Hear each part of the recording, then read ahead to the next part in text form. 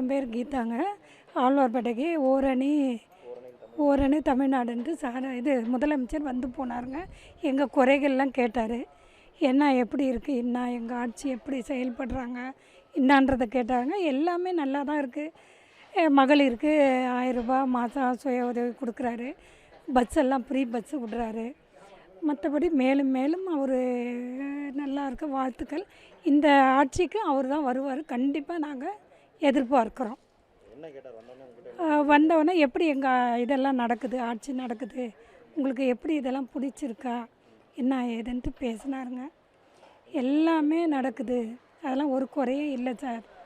மகளிர் அணி உதவித்தொகையும் வருது, இது பஸ் எல்லாம் ஃப்ரீ பஸ்ஸும் போகுது. மற்றபடி எதனா ஒரு இதுனா கூட உடனே நீங்கள் ஆக்ஷன் எடுக்கிறீங்க, வந்து நடவடிக்கை எடுக்கிறாங்க. போலீஸும் சரி எல்லாருமே நடவடிக்கை எடுத்துகிட்டு போகிறாங்க. எங்கள் தெருவில் ஒரு பிரச்சனைன்னா நாங்கள் ஃபோன் பண்ணால் உடனே ஆளுங்க வந்து எங்களுக்கு உடனே நடத்தி வைக்கிறாங்க. எந்த குறையும் இல்லை. அவர் என்ன சொன்னார், பரவாயில்ல நாங்கள் முயற்சி தான் பண்ணிட்டு தான் இருக்கோம், உங்கள் எந்த குறையாக இருந்தாலும் நீங்கள் சொல்லுங்கள், நாங்கள் உடனே வந்து செயல்படுறாங்க தான், எல்லோரும் வந்து செயல்படுறாங்க போகிறாங்க வராங்க சார்.